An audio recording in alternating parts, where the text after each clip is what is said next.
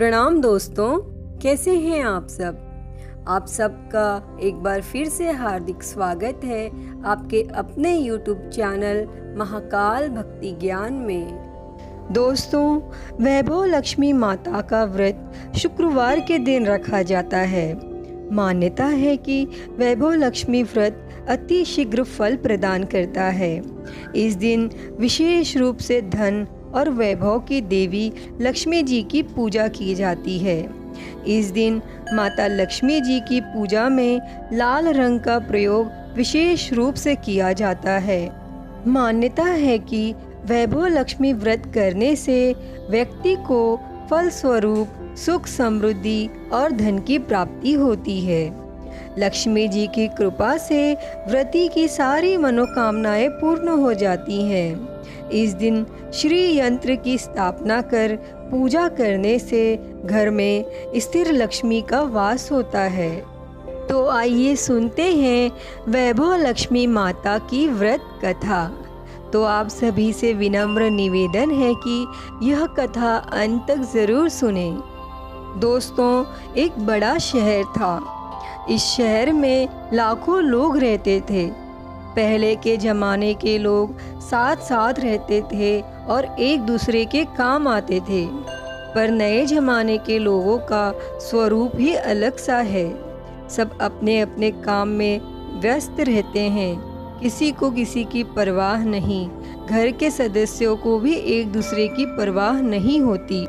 भजन कीर्तन, भक्ति भाव, दया माया, परोपकार जैसे संस्कार कम हो गए हैं। शहर में बुराइयां बढ़ गई थी। शराब, जुआ, रेस और चोरी डकैती आदि बहुत से अपराध शहर में होते थे।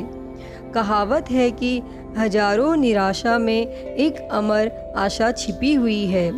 इसी तरह इतनी सारी बुराइयों के बावजूद शहर में कुछ अच्छे लोग भी रहते थे। ऐसे अच्छे लोगों में शीला और उसके पति की गृहस्थी मानी जाती थी। शीला धार्मिक प्रकृति की और संतोषी थी। शीला का पति भी विवेकी और सुशील था। शीला और उसका पति ईमानदारी से जीते थे। वे न तो किसी की बुराई करते थे और प्रभु के भजन में अच्छी तरह समय व्यतीत कर रहे थे। उनकी गृहस्थी आदर्श गृहस्थी थी और शहर के लोग उनकी गृहस्थी की सराहना करते थे। शीला की गृहस्थी इसी तरह खुशी खुशी चल रही थी। पर कहा जाता है कि कर्म की गति अकल है। विधाता के लिखे लेख को कोई नहीं समझ सकता है। इंसान का नसीब पल भर में राजा को रंक बना देता है और रंक को राजा। देखते ही देखते समय बदल गया। शीला का पति बुरे लोगों से दोस्ती कर बैठा। अब वह जल्द से जल्द करोड़पति बनने के ख्वाब देखने लगा। इसीलिए वह गलत रास्ते पर चल पड़ा। फलस्वरूप वह रोडपति बन गया, यानी कि रास्ते पर भटकते भिखारी जैसी उसकी हालत हो गई थी। शराब, जुआ, रेस, चरस, गांजा वगैरह बुरी आदतों में शीला का पति भी फंस गया। दोस्तों के साथ उसे भी शराब की आदत हो गई। इस प्रकार उसने अपना सब कुछ रेस जुए में गंवा दिया। शीला को पति के बर्ताव से बहुत दुख हुआ, किंतु वह भगवान पर भरोसा कर सब कुछ सहने लगी। वह अपना अधिकांश समय प्रभु भक्ति में बिताने लगी। अचानक एक दिन दोपहर को उसके द्वार पर किसी ने दस्तक दी। शीला ने द्वार खोला तो देखा कि एक मांझी खड़ी थी। उसके चेहरे पर अलौकिक तेज निखर रहा था। उसकी आंखों में से मानो अमृत बह रहा था। उसका भव्य चेहरा करुणा और प्यार से छलक रहा था।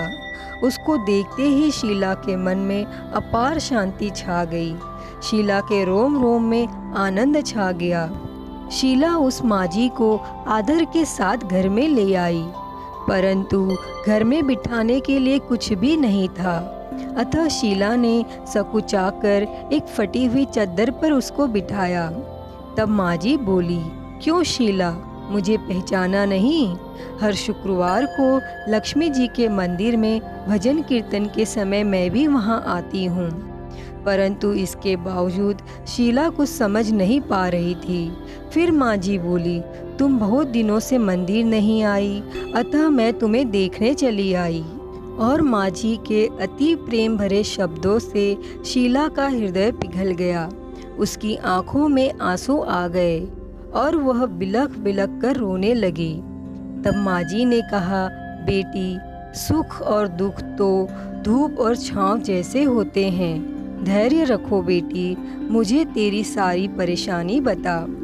और फिर माँ जी के इस व्यवहार से शीला के मन को काफ़ी शांति मिली और सुख की आस में उसने माँ जी को अपनी सारी कहानी कह सुनाई। और कहानी सुनकर माँ जी ने कहा, कर्म की गति न्यारी होती है।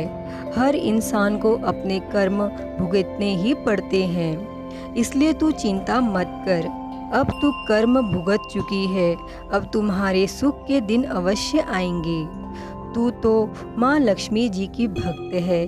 माँ लक्ष्मी जी तो प्रेम और करुणा की अवतार हैं। वे अपने भक्तों पर हमेशा ममता रखती हैं। इसीलिए तू धैर्य रख कर माँ लक्ष्मी जी का व्रत कर, इससे सब कुछ ठीक हो जाएगा।